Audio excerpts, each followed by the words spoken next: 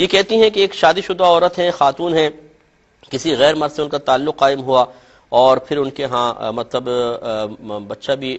مطلب پریگننٹ ہو گئیں، اور انہوں نے اس بچے کو پھر ایبورشن وغیرہ نہیں کروایا اور اس کو پیدا کیا، تو اس کا کیا حکم شرع ہوگا؟ بچہ پیدا کرنے کا مسئلہ کیا ہے؟ بچے کا مسئلہ کیا ہے؟ دیکھیں، آج کل یہ دور بڑا نازک دور چل رہا ہے، اور واقعی یہ صرف ہمارے بعض بھائی کہتے ہیں، مطلب میڈیا پر بھی ایسا ہی ہوتا ہے کہ عورت کے لیے ساری ہمدردیاں ہوتی ہیں، آدم کا بیٹا قصوروار ہے، حوا کی بیٹی نے کچھ نہیں کیا،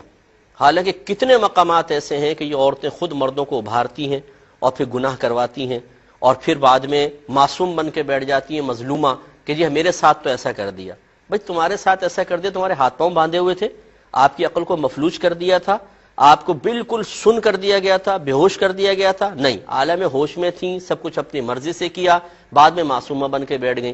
تو یہ ایک بہت ہی بری چیز ہے۔ یقینی سی بات ہے کہ شادی شدہ عورت اگر جان بوجھ کے زنا کرتی ہے، ہمارے مذہب اسلام میں اس کی سزا ہے کہ اس کو پتھر مار مار کے ہلاک کر دیا جائے،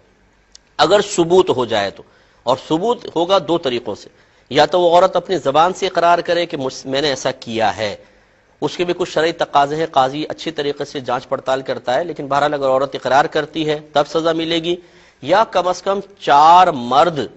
گواہ ہوں، 4 مرد جنہوں نے اپنی آنکھوں سے وہ منظر دیکھا ہو، وہ آ کے گواہی دیں گے تو سزا ملے گی، ورنہ نہیں۔ بالفرض اگر اس طرح ہو جائے کہ عورت خود اقرار کرے تو اس کی سزا ہے شادی شدہ عورت کے لیے کہ اس کو پتھر مار مار کے ہلاک کیا جائے، جس کو شرعی اصطلاح میں رجم کرنا کہتے ہیں۔ اور اگر غیر شادی شدہ ہو تو پھر 100 کوڑوں کی سزا ہے، اس کو 100 کوڑے لگائے جائیں گے، چاہے لڑکا ہو چاہے لڑکی ہو۔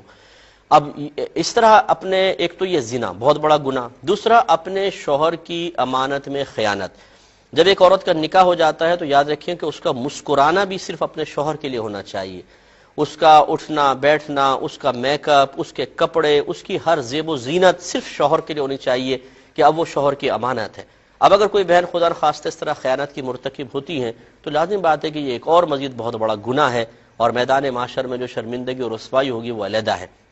اور تیسرا، پھر یہ بچے کا نسب اس شوہر سے تو ثابت نہیں ہوگا یہ گناہ کا بچہ ہے۔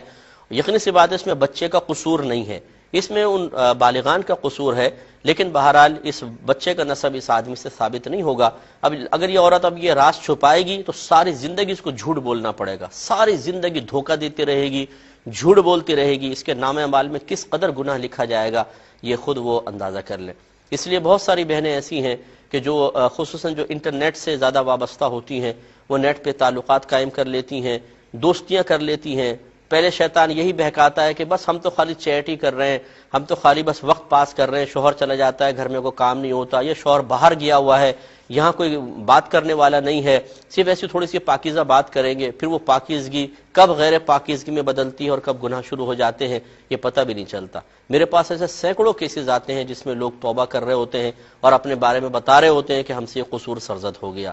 تو مرد تو قصوروار ہوتا ہی ہوتا ہے، چلے میں مان لیتا ہوں، لیکن یہ خواتین بھی کم نہیں ہوتی ہیں۔ بہنوں کو چاہیے کہ اپنے خاندان کی عزت کا لحاظ کریں، اور خصوصاً کہ جو مطلب غیر شادی شدہ بچیاں ہیں خاص طور پر اپنے والدین کی عزت کا بہت زیادہ لحاظ کریں۔ کبھی بھی خدا نہ خواستہ کوئی مسئلہ پیدا ہو گیا تو نہ خود ان کی زندگی بہتر گزرے گی اور نہ ماں باپ بیچارے سر اٹھانے کے قابل رہیں گے۔ اس لیے اس قسم کی باتوں سے اجتناب کرنا بہت ضروری ہے۔ ایک بھائی نے فرمایا